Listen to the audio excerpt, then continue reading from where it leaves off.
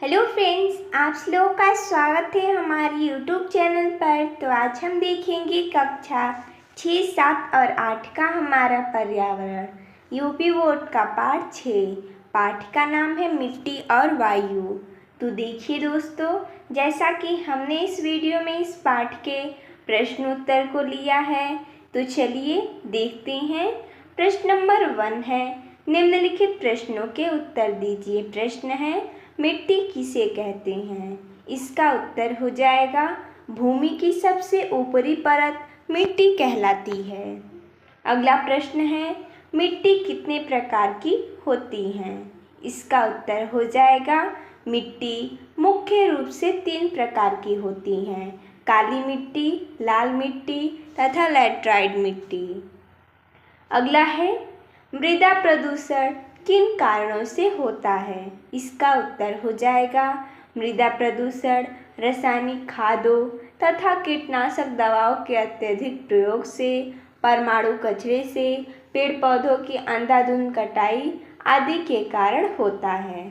जब हम रासायनिक खादों का प्रयोग करते हैं, कीटनाशक दवाइयों का प्रयोग कर रहे हैं, इससे मृदा प्रदूषण बहुत ज़्यादा हो रही है।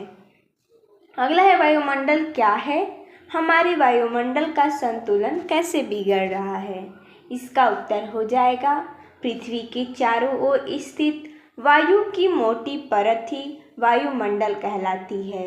हमारे वायुमंडल का संतुलन निम्नलिखित कारणों से बिगड़ रहा है। जैसा कि हमने यहाँ पर कारण लिखा है, कल कारखानों से निकलने वाले धुएं तथा विषैली गैसों से, ईंधन जलाने पर निकलने वाले धुएं एवं गैसों से, अंतरिक्ष से कृत्रिम उपग्रह में प्रयुक्त प्रक्षेपण यानों से निकलने वाले धुएं से, कूड़े करकट तथा मरे हुए जीव जंतुओं के शव, कृषि अवशिष्ट आदि के सड़ने से उत्पन्न गैसों से, वायु स्वचालित वाहन जैसे कि बस हो गया, कार हो गया, रेलगाड़ी हो गया आदि के साधनों से निकलने वाले धुएं एवं गैसों से, प्रशीतकों में शीतलन के लिए प्रयुक्त गैसों के रिसने से।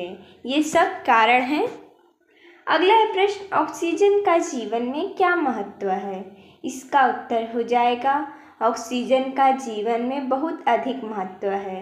किसी भी प्राणी को जीवित रखने के लिए ऑक्सीजन अनिवार्य है, इसलिए इसे प्राणवायु भी कहा जाता है। यह आग जलाने के लिए भी आवश्यक है। अगला प्रश्न है, गैसीय अवशिष्ट क्या है? इसका सुरक्षित निष्कासन किस प्रकार से किया जा सकता है? इसका उत्तर हो जाएगा वह गैसीय पदार्थ जो वायु में मिलकर इसे दूषित करता है गैसीय अवशिष्ट कहलाता है। Carbon monoxide, carbon dioxide, nitrogen dioxide, sulphur dioxide, methane तथा क्लोरोफ्लोरोकार्बन आदि गैसीय अवशिष्ट हैं। यानी कि वो गैसीय पदार्थ जो वायु में मिलकर वायु को क्या करते हैं, दूषित करते हैं, उसे ही हम गैसीय अवशिष्ट करते हैं। इसमें कुछ एग्जाम्पल में है, जैसे कार्बन मोनोऑक्साइड हो गया, कार्बन डाइऑक्साइड हो गया, नाइट्रोजन डाइऑक्साइड हो गया, सल्फर डाइऑक्साइड हो गया, मीथेन और क्लोरोफ्लोरोकार्बन। यहाँ पर विधियाँ भी दिया गया है कि गैसीय अपशिष्टों का निष्कासन निम्नलिखित विधियों द्वारा किया जा सकता है। देखते हैं कौन कौन सी विधियाँ हैं। कारखानों तथा भट्ठों आदि की चिमनियों को ऊंचा बनाकर, चिमनियों में धूम्र अवक्षेपक लगाकर, कारखानों को आबादी वाले क्षेत्रों से बहुत दूर लगाकर, कारखानों तथा बस्तियों के आसपास अधिक से अधिक वृक्ष लगाकर। अगला प्रश्न दूसरा है, रिक्त स्थानों की पूर्ति कीजिए। प्रश्न है, भूमि की ऊपरी परत को कहते हैं? तो भूमि की ऊपरी परत को हम मिट्टी कहते हैं, तो भर देंगे हम। अगला है, मिट्टी पेड़ पौधों को यहाँ पर रिक्त स्थान प्रदान करती है जो उनकी वृद्धि में सहायक है। तो देखिए, मिट्टी से पेड़ पौधों को क्या मिलता है? पोषक तत्व मिलता है, जिससे उनकी वृद्धि में सहायता प्रदान करता है। तो हम भरेंगे पोषक तत्व। अगला है, पेड़ पौधों को स्वस्थ रखने के लिए रासायनिक उर्वरक की जगह यहाँ पर रिक्त स्थानीय खाद का प्रयोग करना चाहिए। तो पेड़ पौधों को अगर हमें स्वस्थ रखना है तो हमें कीटनाशक दवाइयों की जगह, रासायनिक उर्वरकों की जगह प्राकृतिक खाद मिलाना चाहिए ताकि उनकी स्वस्थ बना रहे।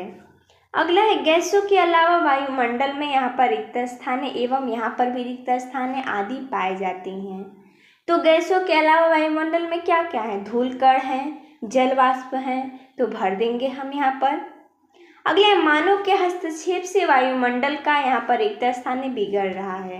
मानव हस्तक्षेप कर रहा है, नई नई चीज़ों का आविष्कार कर रहा है, लेकिन उससे भी हमारे वायुमंडल का हानि हो रहा है।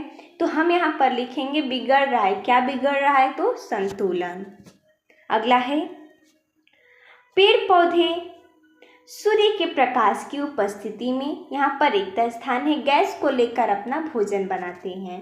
तो पेड़ पौधे सूर्य के प्रकाश की उपस्थिति में कौन सा गैस लेते हैं? CO2 यानी कि कार्बन डाइऑक्साइड, और अपना भोजन बनाते हैं। अगला है कारखानों की चिमनियों में यहाँ पर रिक्त स्थान लगाकर प्रदूषण रोका जा सकता है। तो कारखानों की चिमनियों में लगाया जाता है धूम्र अवक्षेप, जिससे प्रदूषण रोका जाता है। तो देखिए दोस्तों, जैसा कि इसमें इतना ही प्रश्न दिया था, तो मिलते हैं तब तक के लिए धन्यवाद दोस्तों।